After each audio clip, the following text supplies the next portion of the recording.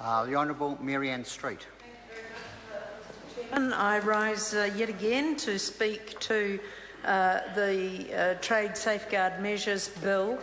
It has been such a long time between speeches that I have had to haul out my Hansards to know what I've said before so that I don't repeat myself.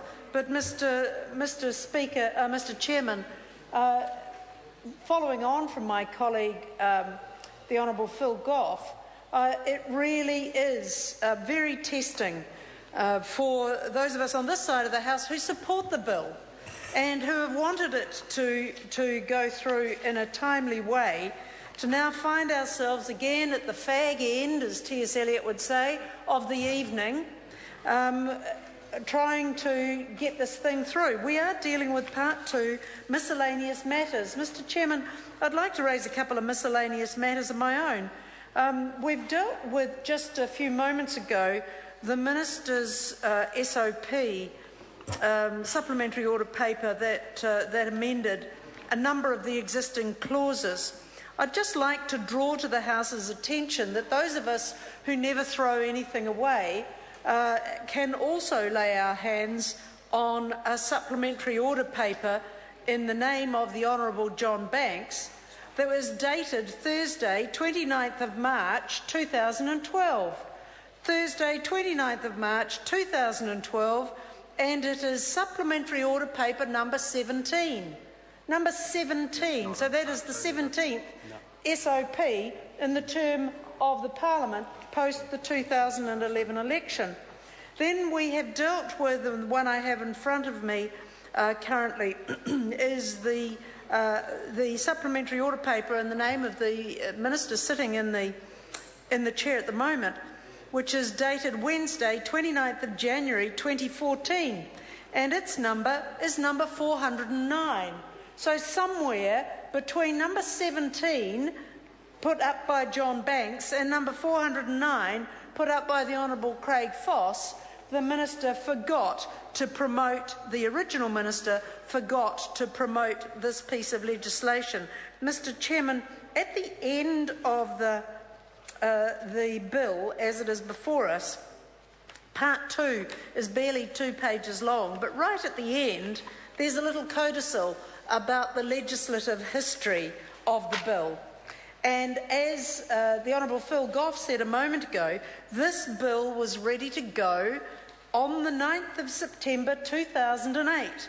It was introduced to the House on the 9th of September 2008. A month or two after that, there was a general election, which saw the National Party assume the Treasury benches.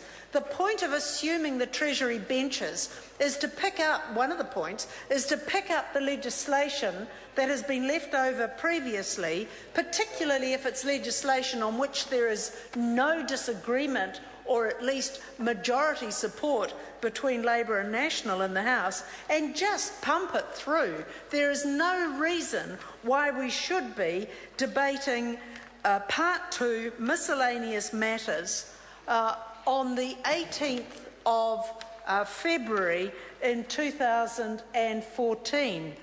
The Minister, as I say, the original Minister did have some amendments put up on the 29th of March 2012, but even then one has to ask oneself why it took from the 9th of September 2008 to the 29th of March for the Minister to realise that there might have been some finessing of the bill that needed to happen by way of SOP. The other point that's made in the legislative history codicil on page 23, the last page of this bill under Part 2, Mr. Chairman, is that the first reading and referral to the Foreign Affairs, Defence and Trade Committee of this bill happened on the 11th of March 2009. So the first reading got off the mark fairly promptly, given that there was an election in between times. The first reading and the referral to FADT got off to a reasonable rip and a tear, but then thereafter it began to disappear into the recesses of John Banks' mind, which is a place that I would not wish to go very often for fear of being forgotten. and never being able to find my way out. So, Mr. Chairman, The Honourable Marianne Street. Thank you, Mr. Chairman. The miscellaneous matters at the end simply refer to the abolition of the Temporary Safeguard Authority and that there is no compensation for those people, that there are transitional provisions, there are consequential amendments to the Customs and Excise Act, consequential amendments to the Official Information Act and to the Trans-Tasman Mutual Recognition Act. These things are miscellaneous provisions. They're the tidy-up bits that happen in a piece of legislation which is impacted by and in turn impacts on other pieces of legislation. And so these are the things that are the mop-up. But I could not let this moment go, Mr. Chairman, without referring to the last bit on the last page of the bill, which itemises for everybody to see the fact that this government has dragged its heels since the 11th of March 2009 when it was introduced, since the 29th of March 2012, so 3 years later, the Minister in charge decided to put up some amendments by way of supplementary order paper.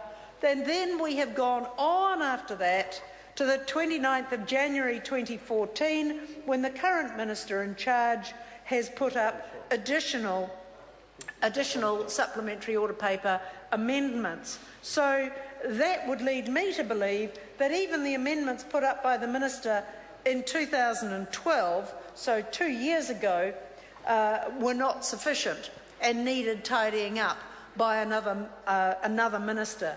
That goes to the competence of the First Minister who was in charge of this bill. It goes to whether or not he is able to remember anything. I'm not even going to bother talking about the unmistakable German entrepreneur or the lavish place that he lives in, or even the helicopter ride. But it does make one wonder what it was that caused the Minister originally in charge to lose 2 years in the process. I don't know what he did with those 2 years. In the meantime, New Zealand has languished behind the WTO requirements. It has languished behind having the necessary safeguards and the kind of modern approach to our trade measures, our trade agreements, so that they are in fact consistent with WTO practice as that has moved and changed. So in the 5 years that this government has had to deal with this piece of legislation, the world has moved on. And one might apply that particular observation to a number of things that this government does, but I know the chairman will bring me to order because I'm meant to be talking about part 2 of this bill. Right. So, Mr. Chairman, can I just say that the tardiness of this government in its approach to this bill has probably still left us behind the requirements of the WTO and the streamlining the congruence between our legislation and WTO measures. I presume the amendments we've just passed that the Honourable Craig Foss introduced on the 29th of January this year, at least that was this year, so one must be grateful for small mercies, has made sure, the Minister has made sure that those amendments do in fact cause us to align adequately with the WTO conventions and practice.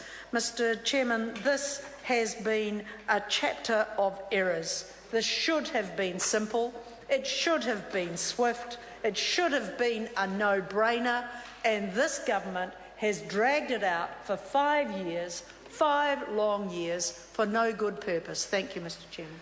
Members, we move to the vote on part 2. The question. I'll call David Shearer. Thank you, Mr. Chair. I'd like to take a brief call on this bill, and I just want to pick up where the Honourable Marion